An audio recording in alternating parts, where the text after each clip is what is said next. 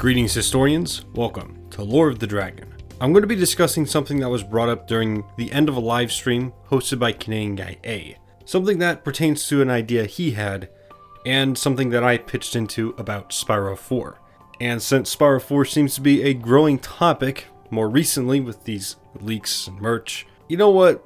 I want to throw my hat into the ring, but with something a bit different. Anyway, like more in the older videos, I am going to be presenting a prompt at the end of the video, so stick around for that. But anyway, let's get into the topic. Now, when we were talking at the end of this Q&A session, we were talking about ideas for Spyro 4 and its story, or at least a new Spyro game. And the premise was about a new realm, new dragon families, and some familiar faces from the world of Spyro returning in this new game. To set the scene, this version of Spyro 4 would take place in a lost dragon realm, divided between two groups, the Chroniclers and the Night Terrors. Chroniclers would sort of be a group of dragons similar to, well, the Chronicler, devoted to history and the legacy of the dragons. At least what they knew as the legacy of the dragons. These Night Terrors, on the other hand, were more aggressive, perhaps descended from a sect of peacekeepers long ago. However, instead of being warriors on the front line, they were more assassins, hiding in the shadows of the night. While the Chroniclers wouldn't contain any returning characters, or any characters that we know, they would be the first dragons we encounter in the Lost Realm. The Night Terrors, mainly their leader, and one other among them, would be of characters we have seen before. The name of the chief would actually be Malefor, and this would be his way of returning back to the series in a new, fresh take. But more like his Legends counterpart, he'd be ruthless and manipulative. And in their chain of command, below him would be a council, and below them would lie the force behind the Night Terror's strength. And there would be one among this force that was feared all across the Lost Realm. She'd be no older than Spyro, going by the name most of us have heard before, Cinder. Her place in the new realm would be one of, as mentioned earlier, enforcing the order of the Night Terror's higher-ups. Perhaps even a group of them could be commanded by this council, and maybe they could be brothers and sisters. But either way, you can go pretty deep with this. Eventually, balance between the dragons in the Lost Realm would begin to wane, and the Night Terrors would move against the Chroniclers, breaking a truce that had been made a millennium before.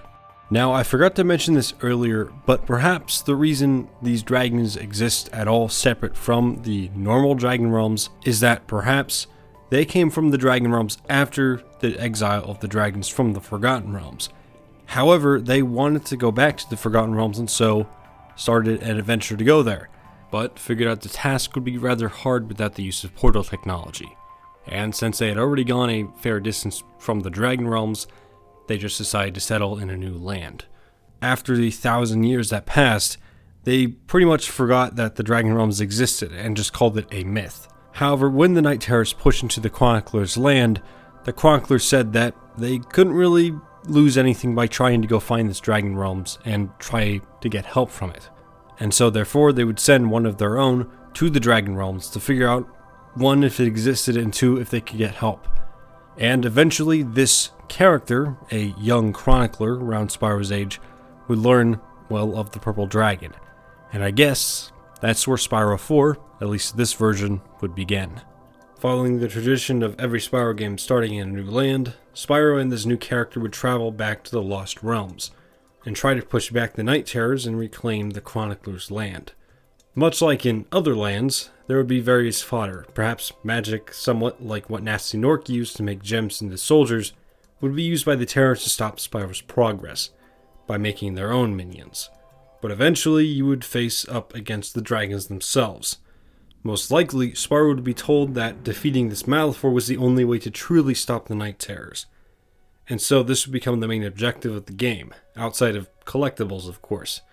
As you progressed, you would find that you were being hunted, mainly by Cinder and, let's say, her brothers and sisters. The dragoness especially ever so carefully keeping her distance, watching as Spyro and this other dragon traveled through the Lost Realms, waiting for the perfect moment to strike. Now, this would end up in a boss fight with none other than Cinder herself later on. After the fight, Cinder would perhaps mention a plot on the part of the Chroniclers, one that perhaps made the Night Terrors feel threatened by them. just to give this new game a bit of a plot twist. Instead of just going immediately to one villain, you have to figure out exactly who the villain is. Is it the Chroniclers or is it actually Malefor? Now, eventually you would perhaps fight Malefor or even the leader of the Chroniclers, or perhaps even both, all just to figure out what exactly was going on in the Lost Realms. Now, there actually is one idea I do want to talk about that is sort of separate from this idea, but it is something I would like to mention, and this pertains to Cinder. Taking this idea into account, and the shattered plate we see as an Easter egg in Reignited, I'm thinking that you could tie these ideas together.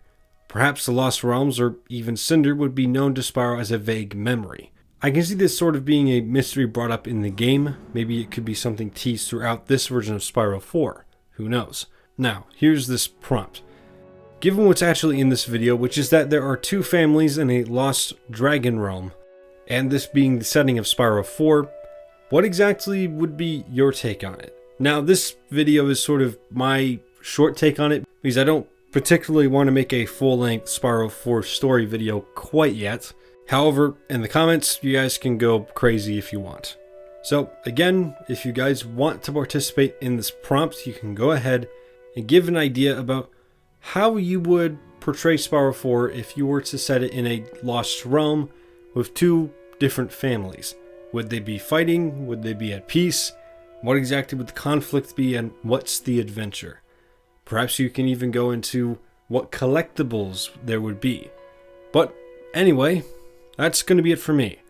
If you guys want to stay updated on videos like this one, or just my normal lore videos, you guys can actually go onto my Twitter, or you can just follow me on my community page. Or rather, if you guys just want to talk, perhaps even discuss your ideas in a actual live chat instead of the comment section, you can go into my Discord server, which the link to that and the Twitter will be down in the description below. But if you guys just want to stick around the channel, just watch videos as they come out, that's completely fine with me.